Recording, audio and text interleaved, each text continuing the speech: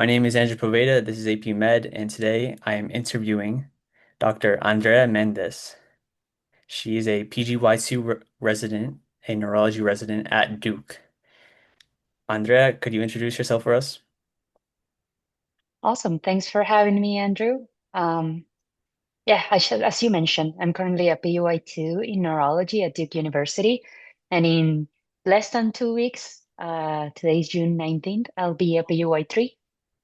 And very excited about the next steps, very excited about how much I feel like I'm growing as a neurologist and as a person through this journey. Residency has been an amazing experience and very tough, but amazing. Um, a little bit about myself. I am originally from Maracaibo, Venezuela. Maracaibo is the second largest city in Venezuela after Caracas, and I went to medical school there. It took me a while to finish medical school because of all the difficult situations that were going on in Venezuela and the different challenges with my school having to close a couple of times in the setting of all the difficulties. And I anchored during that time in the neurosciences and doing a lot of research and found a lot of purpose in that. And through that, I decided to apply for PhDs in the US while I was finishing medical school back home. And that's how I kind of started my journey in research in the US. And I did my PhD in cognitive neuroscience in Colorado, and while I was finishing that, I started applying to residency.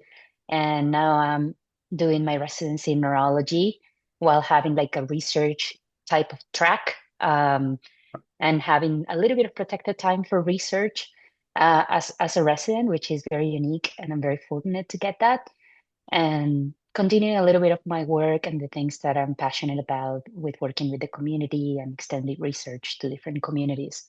So that's kind of where I am right now. And a very short summary, I guess, of all the things, but feel free to ask me more detail. Can you tell us more about who you are and your background? Yeah.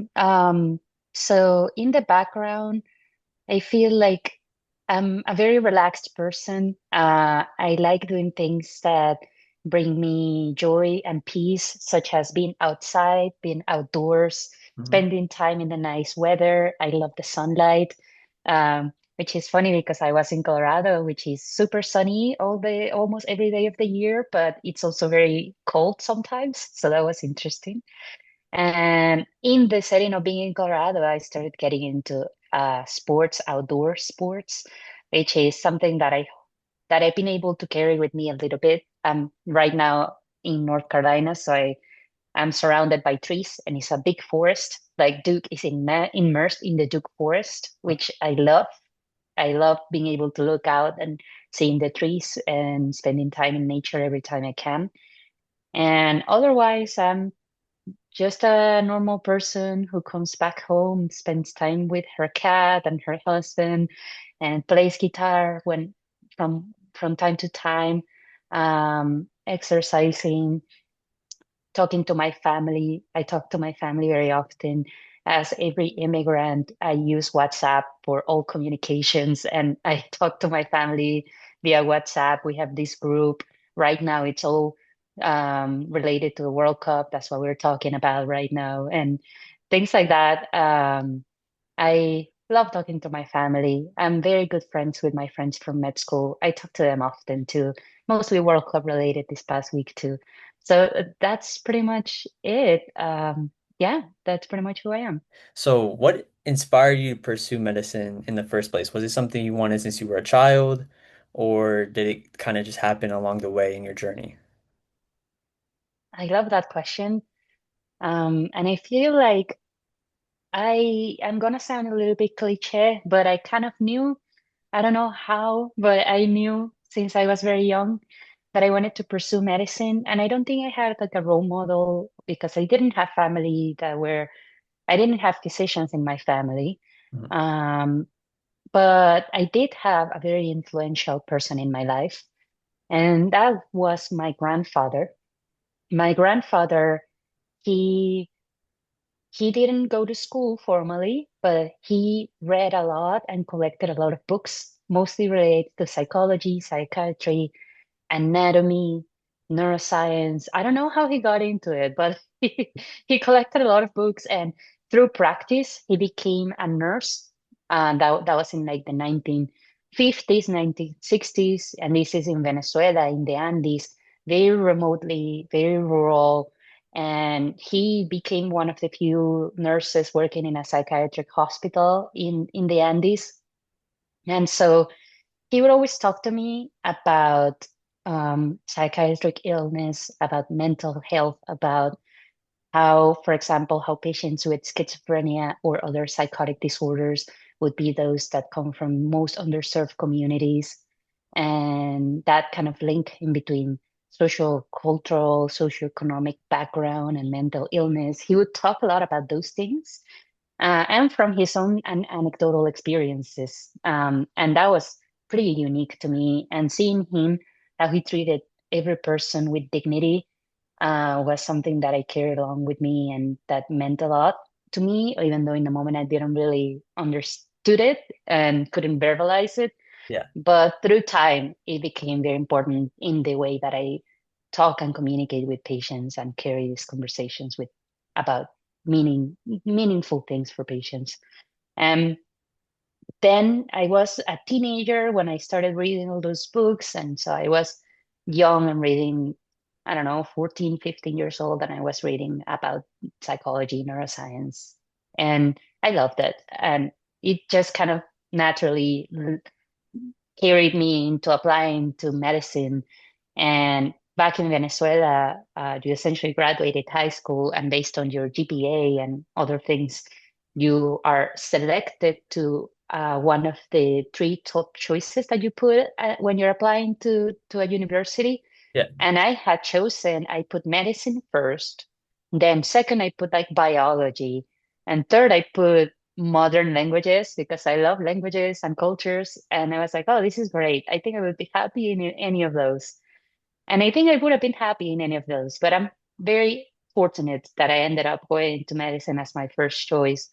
And very early on, got involved in neuroscience research, which is another story. But I guess everything is kind of connected there. That I I always carried these life experiences with me.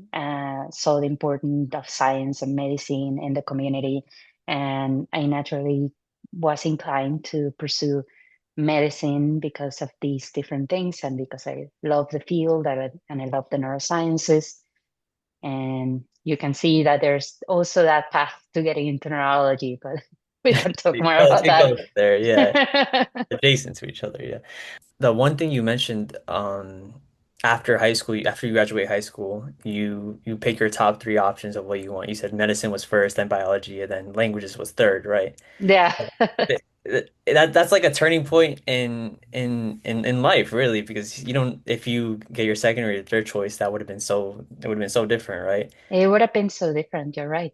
The question I usually like to ask is what is a career path you would have chosen if medicine didn't exist? So now that I'm assuming now that you're older and now you're more experienced and more senior in your field, what career path would you have chosen if it weren't for medicine? Would it be biology second and languages third still, or is there a change right now? What do you think? Honestly, I think I don't know how I chose those three top choices when I was so young, and yet I still think I would have chosen the same now That's good. because I think I would have been happy studying biology. I would have gone into neurosciences probably still, Hmm. and I would be a scientist, as I think I am a scientist now since I got my PhD and all that. But I would have maybe done a research only career, and I'm sure I would have found a lot of joy doing that. And probably one thing would have led me to the neurosciences too, anyways, because it's what I've been interested in since I was very young. Yeah. Now, the languages part, that would have been a kind of like a complete shift in a way. I maybe would have still done some research because I am naturally inclined to science and research, but I love teaching and I love traveling. I love learning about new cultures. I love how talking in a different language is also like a whole different way of thinking. And I love that aspect of languages. I would have probably learned many different languages and would have taught to many different students across Venezuela and maybe the world. Maybe I would be traveling and teaching languages, and I think that would have been happy doing that as well. I think a fourth choice would have been maybe music. Music. I love music. I am a guitar player and I've been playing guitar since I was very young too. And I'm not sure what I would have done there, but maybe something along like music composition, jazz theory. That would have been cool. I'm not that path. I'm not very sure what I would have done there, but Yeah. it's I- just daydreaming here. During medical school, what do you think was an important part in it that you still carry on like as part of your training to this day? You graduated from a medical school in Venezuela, so I'm sure it's a lot different, that healthcare system compared to the US healthcare system. There's must be a lot of changes for you. So, Yeah, completely different. That's true. Um, yeah, I don't think I would have known how to answer that question a few years ago, but now that I've been in residency for a couple of years, yeah. I have kind of acquired this different perspective on things because I cannot avoid but comparing or thinking back or like looking at how things were when I was in medical school and seeing how different things are now. Mhm. It's like a natural process. And in my case, I think what I carry the most from medical school in Venezuela that helps me tremendously here is I guess, the resilience that it comes from learning in an environment with few resources. Mm. I will tell, I will build up on that. For example, I remember not having a lot of the updated books. I would study from books that were like from the 1980s or 1970s sometimes. And things were like the physiologic processes, the names of things were different. And I had to kind of relearn everything. And learning things in both Spanish and English became important to me at that time because I wanted to still stay updated and still learn uh, things in English so that I would like be able to practice medicine later when I moved to the US. So I Yeah. was doing all that and very creatively found my ways around things, which is very cool. But also in the hospital, you don't really have the resources to do a lot of things you do here in the US. For example, here, for every patient every morning, we get a basic metabolic panel, a complete blood count. And why do we need those numbers every day? I'm not sure. I'm sure that a lot of people in the world surviving with a potassium of 3.4 and no one ever notices. But we do that and we get a lot of things, a lot of tests, and a lot of the times I think we are justified, but a lot of the times we're just like using the resources because they're there and they're available. Whereas in Venezuela, I sometimes we wouldn't have a test, or sometimes we wouldn't have the first line antibiotic, and we would have to think about it. Like, okay, this is what the patient's illness is. This is what what we think is the likely bacteria that is causing this illness. So we don't have the first two options that you would like to use for these. So we have these other options. Well, let's think about the coverage and how that's going to help the patient, what is more likely to help him. And we would have to come up with creative ways to work around problems. And that perspective helped me into, really thinking differently. Like, is this why am I ordering this test? What is my reasoning behind it? What is the pretest probability that if it comes positive, it's going to change management? Mm. Things like that. I now think about that differently. Similarly, because we didn't have the advanced technologies that you have in here in the US, we really spent a lot of time learning about the history and the exam. I literally had a whole 6 months class that it was just learning the physical exam. And that's something so unique to my like learning in Venezuela that even now I carry that with me and I spend like 80% of my time in the history and exam and everything else is kind of complementary. And it's very cool because I see people here in the US have kind of like this process that is kind of backwards in the way that I learn, that sometimes they get the diagnostics and they think from the diagnostics and so on. Yeah. And the diagnostics kind of match what you would expect to see in the exam and the history, and is altogether fitting a diagnosis. So it's more of like a diagnostics type of thinking, whereas I had more of like a kind of like a let's start from the person and their whole history, and then from that we're gonna build up. And honestly, that was something that I carry with me and very different in Venezuela as compared to the US, simply because of access, access to resources, infrastructure. Mhm. And it's carried me a long way to have that perspective. And now I still kind of apply a similar approach. I am still spending so much time talking to my patients that sometimes people tell me, "Hey, you need to hurry up. You're not being efficient." So it's totally fine because I feel like it's what part of what makes me unique, and my way of practicing medicine is also carrying that perspective with me. Yeah, that's Yeah. true. Like it's uncommon, but most people talk about how the resources are of course different from one place to another compared to the US. But one thing people don't talk about is like the standards and the expectation and care is different. Like you're talking about how you work from um how you work differently, how you work from the the top to the bottom compared to the bottom to the top in diagnoses.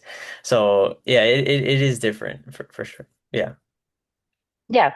Yeah. And I feel like there are now, specifically within neurology, there are a lot of new technologies, and it's amazing how much we're growing in that sense.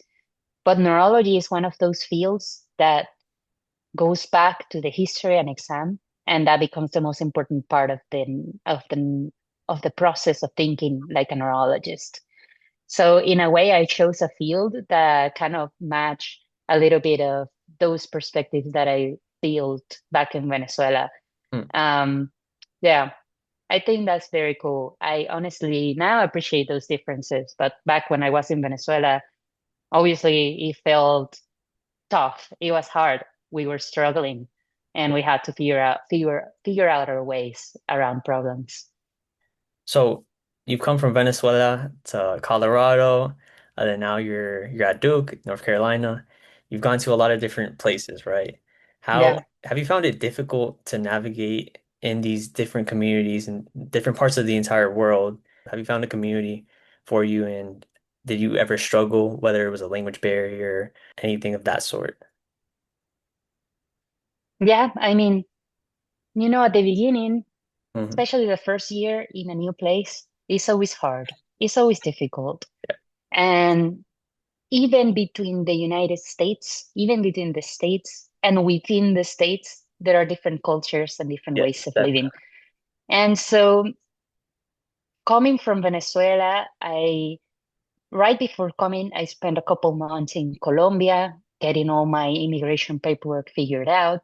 Hmm. And then I went to Colorado, a whole shift and a whole shift. But I was so lucky that I ended up there because um, I think the primary reason why I ended up in Colorado was because even many years prior to that, in like 2013 or so, as I was starting medical school, I went to the US as part of an exchange program, the Global U Grade, which is part of the Fulbright Commission here, is one of the scholarships that the US Department grants to people around the world. And I was one of the few people chosen from Venezuela that year. And I ended up in the University of Wyoming, which is like the most random place. And I had never been in the US academic system. And that kind of was my first experience in the US academic system. And my roommate at that time was from Colorado. And because I didn't have family in the US, when I was applying to PhDs, I was like, I'll apply to Colorado because I have a good friend there. Hmm. And I Okay. did so. And I got to Colorado, and her family immediately welcomed me with open arms. They became like my family too. And I'm very grateful to them. To this day, she's one of my closest friends, and I'm very close to her family as well. And they welcomed me, which was amazing because it was like my step into the US, not knowing the place, not knowing the system, not having a credit score, and like trying to rent a place with no credit score. And those things, were pretty tough. And at the beginning, so challenging. Mhm. But obviously, going little by little, and focusing on the like the little steps and like being persistent. That first year in Colorado um was a lot of growth, and I actually, looking back, I appreciate so much spending time with my friends' family and learning about the culture of northern Colorado, because I was in Fort Collins, which is this beautiful town that is like a college town, but so beautiful. If you look it up, it looks like Disney World. Oh wow. And Disney World downtown was inspired in Fort Collins, Colorado. And I was living in this like place that looked like a dream. And I was riding my bike everywhere. And that was the coolest thing to me. Now I'm like so happy that I was able to do that. And of course, at that time, I was struggling with, establishing myself in the US with like finances and only having my bike. And you know it starts from there, and I kept just growing and growing. In Colorado, I made really good friends, and they're still my friends, and the majority of them were grad students. For obvious reasons, I became friends with those that were studying with me. Yeah. I spent a good time with them, and they taught me a lot about the culture of the US. And there's a culture of Colorado too that I was enjoying and I became part of. As I told you, with the outdoors, spending time outdoors, hiking, climbing, those things. I became such good friends with people who do that too. Um, and the culture of the university that I was at, very like research focused, but Mhm. focused also on like life and the like making sure that we were still having a good time as we were like studying. And sometimes we would have lab meetings in a brewery and things like that. And I was like, oh, this is so different from Venezuela. Mhm. Um, and then I spent some different times in different cities of Colorado. With every city has kind of like its own culture. Then I moved to Durham, which is in North Carolina, a complete different culture. And it was a challenge in the sense that is I didn't expect to see certain things. I didn't expect to see so much social inequity. Because, I still see the US as like this country that is very advanced, and people have Yeah. opportunities, and you can um, you can you can buy a car if you have a good credit score, and you can do these things that in Venezuela are impossible to do.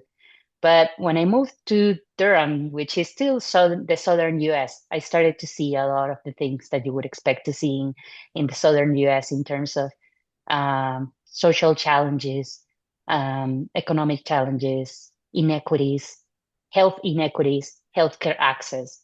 And I was actually in when I first saw that, and I saw it through my experience in the hospital. Yeah. I started kind of wondering, well, I imagine that different parts of the US have also different challenges that are somewhat related, like especially healthcare access or access to neurologic care, with such a demand in neurologists and such a shortage in neurologists, that I realized, I'm in the right place for me right now, because this is kind of what I'm looking for. As coming from Venezuela and seeing all the challenges of the community and the people in Venezuela, I'm now in residency in a place where I feel like I can really help people, and I am, and that gives me a lot of sense of purpose. So I feel that that's kind of what has helped me build community here in Durham too. And now, naturally, I'm very good friends with my co-residents and with people in the hospital, and slowly building community. But it's a little challenging in residency when you don't have a lot of free time. Oh. So I hope to be able to actually to build more community with, for example, the people that go outdoors and hike and climb as well here, because there's a community of that here in North Carolina too. But Just haven't had time yet. Yeah, Yeah. that work-life balance is very important. Yeah. Yeah. Wait, as you mentioned, the culture shock of moving from one part of the US to another and seeing the inequities. Like I always hear of foreigners coming to New York City and then they see like the subways and how dirty it is, and then they're like, wait, this is the US, really? Like we thought it was all this it's such an advanced country, right? Um, yeah, that's I hear that a lot because I mean, you go from a rural place to the city, then maybe to the suburbs. The culture is definitely different. Yeah. Yeah, it is so different. And there are places in the US where there is one neurologist for like thousands of people. And that's crazy. But the US is huge, and you can imagine that um, every state has its difficulties. And being an immigrant myself, I see a lot of the difficulties that immigrants face and that minority communities face. And I think that is something that eventually we're kind of all together going to be working towards improving. But I feel like right now we're all kind of trying to figure it out. We're in the figuring it out stage, One day at a time. Yeah. one day at a time. Yep. Exactly. Well, okay. Well, we were just talking about work-life balance. How do you manage to get things done, have time for your hobbies when you like you said today was your first day off and who knows how long? How do you keep yourself entertained and happy and going through the week without being burnt out? Yeah. I mean, you're asking that to a second year resident, and in my first year of neurology, which is also by reputation the hardest year of neurology and of residency, because we are in the trenches and we are running all the stroke codes and going to see all the people in the emergency department, and we are on the pager, and we are in a hospital of 900 beds. So that is very challenging. And I feel like we have a good balance at Duke because I am sometimes in that service that is busier, which is the consult service, and then sometimes I'm in general neurology or stroke, Okay. and sometimes I'm outpatient, sometimes I'm like reading EEGs or doing other things. Okay. Uh, and I have protected time for research too. Like next week, I'm gonna be doing just research, which is very cool. So I try to balance it out that way. When I'm on the busier weeks, I try to just find times during the day for myself. I'm like, if I have these minutes, I'm gonna listen to music, or I'm gonna go downstairs, get a cup of coffee for myself. I'm going to like read about something else. I try to read non-medicine related things when I have time. Good. Like I recently started reading the Sherlock Holmes stories in Spanish, and I'm doing that. Um, and when I'm less busy, like on those rotations where I'm working fewer hours, Mhm. then I use that time. I'm gonna exercise more. I'm gonna spend more time outside. For example, tomorrow I'm going fishing for the first time, which is cool, and we'll see what that's like. I hope I catch something. And that's again, as I told you, just trying to spend time outdoors, trying to see the sunlight, as silly as it sounds. In residency, when you're working 7 to 7 sometimes, or usually it's more than that, like 6:30 to like 8. When you're working those hours, you don't see the sun, and just it starts getting into you because you as a human need to be able to interact with the environment. You need to interact with the sunlight. You need a circadian rhythm.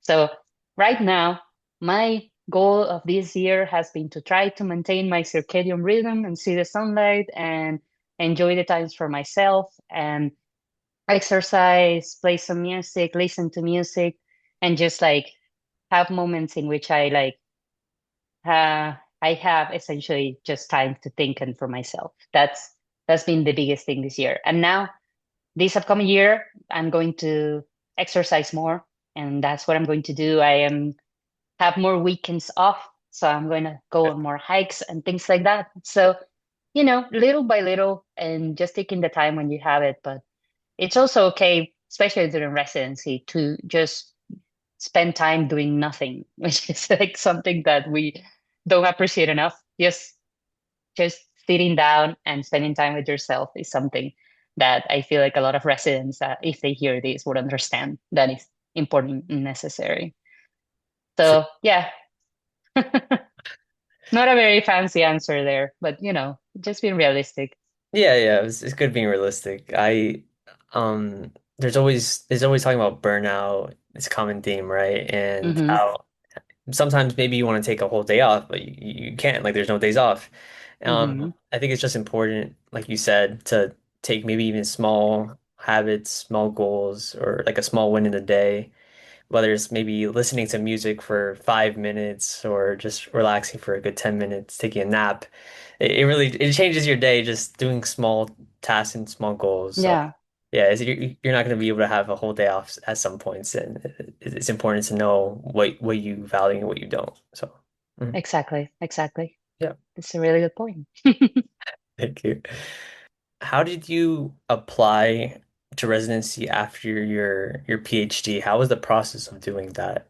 So there's really not a pathway to do that because is what I did is different than an MD PhD in the US Mhm. because I did my MD in Venezuela and then I started my PhD in the US. Yeah. So it was not a combined program. It was me doing my PhD and finding time on my own to prepare for residency applications. Okay. And to do that, I needed to take the USMLE exams, which everyone takes in med school in the US. And so I the way I did it is that on my first 2 years of my PhD, I focused on kind of settling in, Okay. taking all the coursework that I needed to take, all the credits that I needed to take. Like I took so many credits in my first year, and I did that so that I could kind of get that off the way Good. and like finish that. And then I finished my master's thesis. And it was after I finished my master's thesis that I was like, okay, now I'm gonna start studying for USMLE step one. Okay. And I started studying little by little, 2 hours every day. And at the beginning, pretty hard to stay on the habit, to like build the habit. But as I started to build the habit, it became so important to me that I was studying every day, a couple of hours every day, and I became very good and like very disciplined with it. I'm just doing questions, learning from the questions, looking for videos, looking for resources, reading. Then I built like a study group in which we would like meet at the end of the day to solve questions and discuss them. And I would meet with them almost every day too. At certain point, I started meeting with my study group very often. And these were people that I found that were also international medical graduates, and Mhm. we were kind of in the journey together. And then I took step one when I was kind of in in between my master's and my PhD, kind of in that transition of about to start working in my dissertation. Okay. Um, I took my step one. And then because the material for step one is so difficult and usually much more to learn than step two, for step two, it took me like 8, 9 months because I was already in the zone. I was Oh, you got it. so Yeah. accustomed to like learning and like to like studying every day that Mhm. when I stopped after step one, I felt weird. Like I needed to do Ah, something. I was like, what's happening? What's this time that I have? And I started studying for step two, and it took me 9 months. Then I finished that. And then I needed to take like an occupational English test, and I did that. I went to Dallas, visited a friend, took the test there. yeah. And then I started building my residency application, which is that application that you have to fill out. It includes 3 letters of recommendations, your test scores, kind of like a CB in their specific format. And it took time. It was a process. I got some clinical experience as I was finishing my dissertation. I was like doing like once a week. I was working with a neurologist in Colorado, seeing patients with him. Yep. And I also started working with him in community events for the Hispanic community because he's also Latino. And we would be doing a bunch of educational events. We became good friends. And he's now doing amazing work in Chicago. He's no longer in Colorado. But through that, I built good relationships, and my two PhD advisors were my strongest letter writers because I had worked with them for like 5 years, and we had done so many projects and so many things. And I was leading projects, I was project manager, I was teaching students, I was instructing classes, I was doing all these things, and they had a lot of things to say. And then my advisor from when I did research in Venezuela, who Hmm. is now one of the like leaders in Alzheimer's disease in Latino communities here in the US, she wrote me a letter. And then this neurologist that I work with in Colorado wrote me a letter. And I applied without a lot of guidance. I just asked people on Twitter if they could like review my personal statement, That's and they good. did. A lot of neurologists that I trust Hmm. did it. I went to the American Academy of Neurology conference and I met a lot of people and they reviewed my application too. I feel like I had like maybe 20 different eyes on between my personal statement and my application of people that were just willing to help because I asked.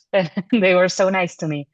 And that's how I ended up interviewing. I interviewed for different programs, and I was very shocked at some of the programs that interviewed me. Because as an international medical graduate, I was kind of like mm, very suffering very much from imposter syndrome at that time. Like I'm not good enough. Yeah. Look at all these students in the US. They went to medical school and did like 1,000 hours of clinical work to go to medical school. And now they did all these things and they got a gap year and then they went to Harvard and they have all these letters from three neurologists. Oh my gosh, blah, blah, blah, you know. And They did and I the was research year, they yeah, and things like that. yeah, yeah. So it was like, oh no, how am I going to compete with them?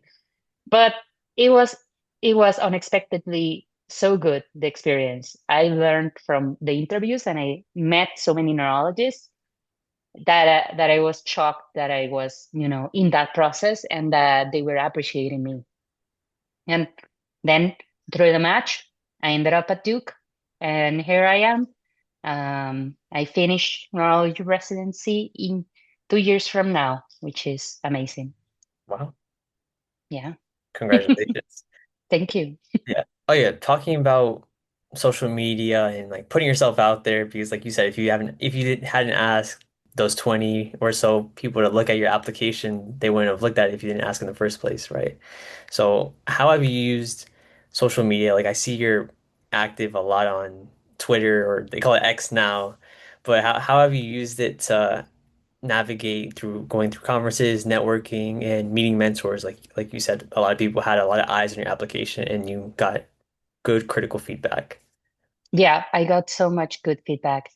Um, I don't know how it happened, honestly. I think it happened initially because as a neuroscience PhD student, Hmm. I opened Twitter and I started using it for kind of like disseminating science. That was my first role there. And I was doing that, building community within like neuroscience researchers and a lot of neuropsychologists Yeah. and sharing a lot of like shared interests. And later I went to conferences and I would like use their hashtags and, use their like, um, use their ways for dissemination. I would get involved in that. And then I would have people that saw me on Twitter and came to my poster after that. And I would stay in touch with those people and kind of it became that cascade of events through many years and going through different conferences and reading different research articles and collaborating and interacting and talking about science, education. Later, I became kind of more of like this figure person that people that were trying to get into residency in the US would like also a lot of people in that path or journey would find a lot of shared interests with me. And I became this person that would also kind of do activities, educational activities, and guidance regarding research as an international medical graduate. And because I had a lot of experience in research, I did a lot of webinars and a lot of educational activities to to teach someone how to start the research journey without experience, how to find a research mentor, how to do a meta-analysis, how to do a case report, how to read a research article, how to submit a paper, all these things.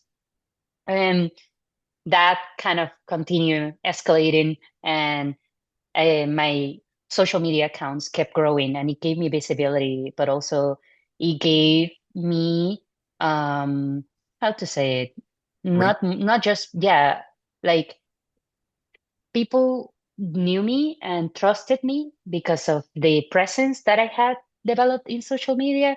So I went to the American Academy of Neurology conference the year that I applied to residency, and so many people knew me because of Twitter. And it was crazy because I was like, I never imagined this. This is insane. And it was an amazing experience because then I became friends with them in person. And they're still people that I talk to still. Mhm. And so that helped me a lot. I feel like now I'm not using it as much because the way it works, the way the social media platform works is different, and I'm not using it as much, and I'm kind of missing that. There was a whole community there, and I hope that comes back at some point because Okay. I feel like social media is now transitioning to more like TikTok, Instagram, Yeah. and it has not so much of an educational purpose anymore. Um, I hope it does at some point, but I was even thinking the other day, maybe I should start teaching neurology in Spanish on Instagram. That would be cool. I Yeah, think people would there's like that. I've seen people do that. Yeah, you should do that. I'll think about it. I'll think about it. If you ever have time, you should do it. It's really popular, especially if you're trying to teach, like you said, you're tackling and you helped out before, like Hispanic communities. If a bilingual physician, someone that's speaking in their own language, you're like they could properly understand that, and it's important to see somebody explain it, especially if they don't understand another language. So yeah, just Yeah, yeah. I'm thinking about it, talking about things that are important, like stroke prevention, Mhm. treatment of migraines, things like that. I'm thinking about it. Maybe we'll do it later as kind of a project for myself. A It's passion just project. Yeah. exactly, Yeah. exactly. So you're Venezuelan. What is your favorite cultural dish if you just had to pick one? It could be a Uh, dessert, it could be food, or yeah, arepas. arepas. Yes. I've heard of it. Yes. Okay. Um, what is one question you wish pre-meds asked you more about? Hmm, that's a great question. And that's not a Thank you. easy to answer question. It isn't. No, You tricked me. Uh, so I would say, what are you most passionate about when you're working with patients, when you're working with people? Hmm. Yeah, can you answer that something like question? that. I'll send that question right back at you. Oh no.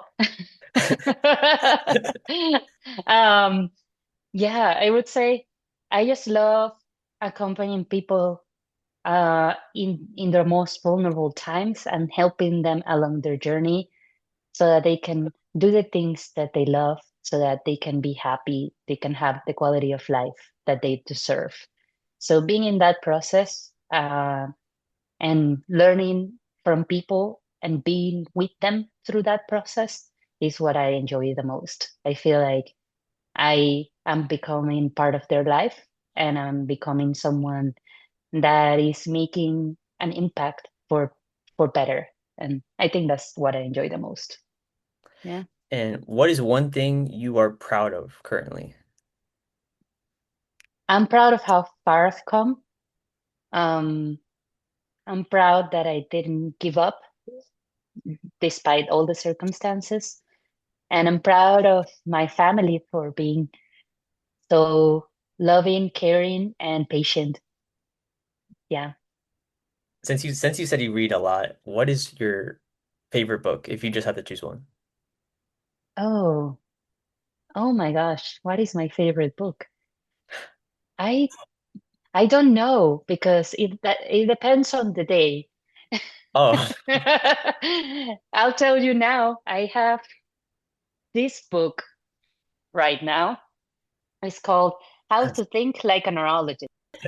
How to Think Like a Neurologist. Amazing book, but that's neurology related. Um, so I guess non-neurology related. One that I recently read was the biography of Pope Francis. I thought it was really interesting. okay. But I don't think I've thought about that, a favorite book. Sorry. No, it's okay. You read a lot, so anybody that asks that question, it's hard for them to pick. So that's fine. If somebody were listening to this and they didn't listen to a single word you said, what is one thing you want them to remember Andrea by? Yeah. Andrea is a physician from Venezuela who developed her interest in neuroscience from an early age, inspired by her grandfather who worked with patients in one of the few psychiatrist hospitals in the Andes in Venezuela. And now she has come a long way to work in aging and Alzheimer's research, finishing in the process of finishing her residency in neurology at Duke. And she's going to be a dementia scientist and doctor helping the communities. Great answer. Okay. Thank you. Yep. This is AP Med. My name is Andrew Poveda, and we just finished interviewing Dr. Andrea Mendez.